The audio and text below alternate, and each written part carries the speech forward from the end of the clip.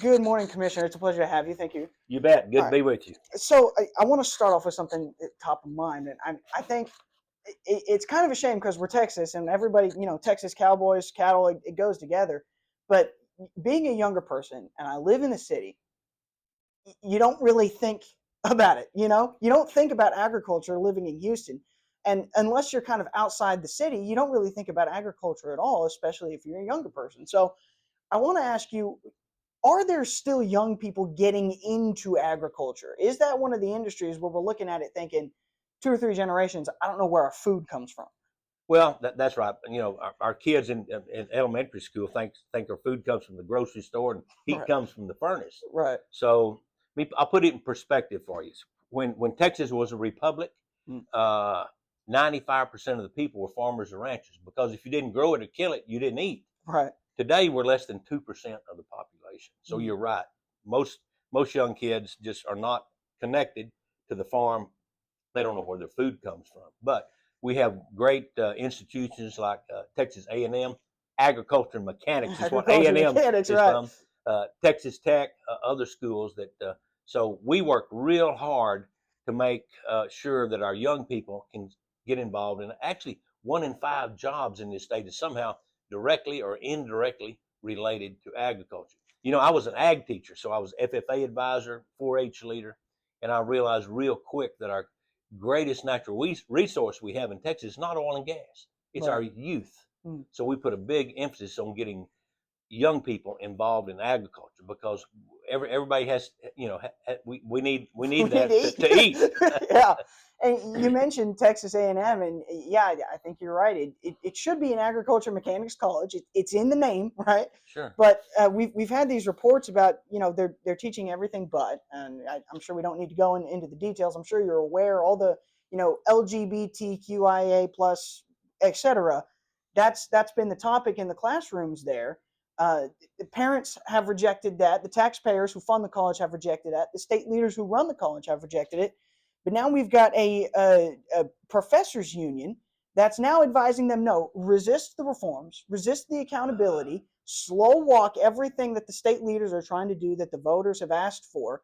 They're trying to do even less agriculture mechanics and even more of everything but. What's your reaction to that? Well, I think Texas A&M is probably in a better position today than they've been in the last 20 or 30 years. Mm. And I'll tell you why. Good friend of mine, Glenn Hager, is the chancellor. Right. Now, Glenn is from this area, Mm. just west of Houston. He's a rice farmer. There you He go. is agriculture. He knows it. I mean, he knows how to run a combine, a tractor, all of that.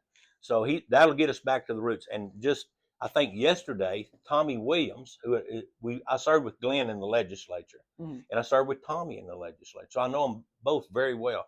They're good, level-headed, conservative. We couldn't have two people, better people in charge of redirecting A&M away from all this woke business that they got into.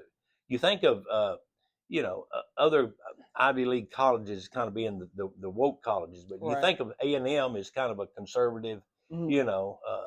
country boy, college. Of course, we've turned a lot of great scientists out of A&M too. It's not all just Right. I didn't mean that in a demeaning way, but I meant that in a positive light. Yeah, and not to dog on any UT folks, but it's always kind of been the saying that UT is the more liberal school, and Yeah, sure. and A&M is the more conservative school, and it kind of snuck in on us. I don't think most people ever really saw it coming. We wake up, we start seeing all these headlines. It's going on at A&M too, and it really goes to show you it's everywhere. They're targeting the young people with wokeness, and when that happens, you lose a lot of the actual productivity. You lose the agriculture, the mechanics. You got a lot of young people that say, I don't want to be in farming. I don't want to make sure people can eat. I'd want to be in gender studies. Yeah. Well, Texas A&M was kind of the last major college where Right. you could send, if you were conservative, you could send your children there and Mm. not have to worry about woke indoctrination. Right. But that changed. But we're turning it around. Glenn Hager and Tommy Williams, I have full confidence in them. I think they're going to do a great job. We've got two good people in there at the top that's going to make sure that A&M stays with its traditional conservative values. Yeah. I want to flip things around a little bit and talk about tariffs for a minute. That's still the big news. I think it's probably going to be still in the back of people's minds for the foreseeable future. Um, I think the concept is great, right? We want more encouragement for American products, American food. The question is, how do we bridge the gap from where we are to getting to there? So, how long do you think it takes before we see these tariffs really start to benefit the average everyday farmer? How long do you think it's going to be until somebody's going into the grocery store and somebody that didn't used to think about this before, isn't super political, but they're walking in and thinking, oh, this isn't made in America. I'm just not going to buy it. I'm going to go get the American beef, the American whatever. What's the timeline on that?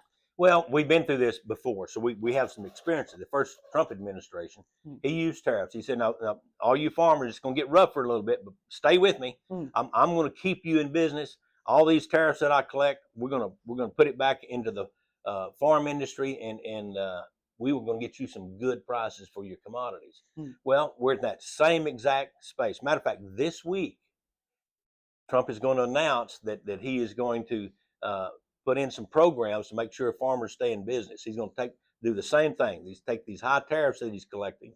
He's going to make sure that farmers stay in business. And we've actually won just about 90% of the tariff battles. But the 800-pound gorilla in the room is China. Right. We haven't got them on board yet. Once we get them on board, we're home free. We're going to have good times. We're going to have high profitability in the farm sector again. So that's kind of where we are. It's almost a mirror image of what happened. The first Trump administration, when the dust settled, farmers made more money than they ever made before. I mean, it was fabulous. And we had deals. Trump left, and we went into the Biden administration, and he didn't hold China, true to their agreement. Right. And we're back right where we started. So we got to redo it all over again. And I have full confidence in Trump that he'll get us there.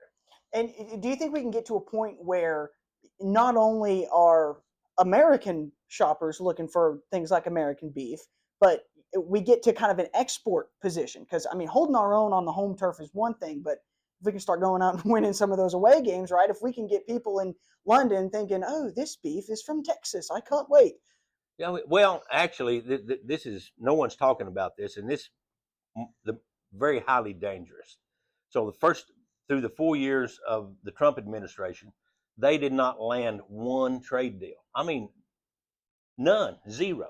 So we now have an agriculture trade deficit. We've never had that in my lifetime.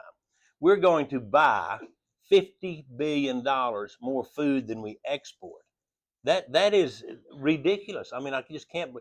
America's been known as the breadbasket of the world. We grow enough for us and half the world too. Right. And we still do. But the Biden administration, instead of marketing agriculture products, taking care of our customers, finding new customers, we're all worried about the Green New Deal, climate change, LT, all of that stuff. All the stuff, and they just got off mission. Right. So now this administration is putting the agriculture marketing service back on mission. So I just had the Taiwanese delegation. I've been working for 3 months in my office last week, and they've agreed to buy $10 billion worth of agriculture products. So fantastic. We've cut $10 billion off the 50 right off the top. So we'll get there. It's going to take time. Once you lose a customer, it's twice as hard to earn them back. I mean, once you lose them, it's just hard to get them back. So, but we're making that effort. Fantastic. Well, I can't wait to see it. Thank you very much for taking the time to sit down with me and talk with me about all these issues. It's very important. We need to eat, Texas. All right. Your food doesn't grow on trees. It grows on cattle, technically. You're going to need a farmer 3 times a day, every day. That's exactly right. Well, hey, thank you very much for taking the time. So I appreciate it. Thank you.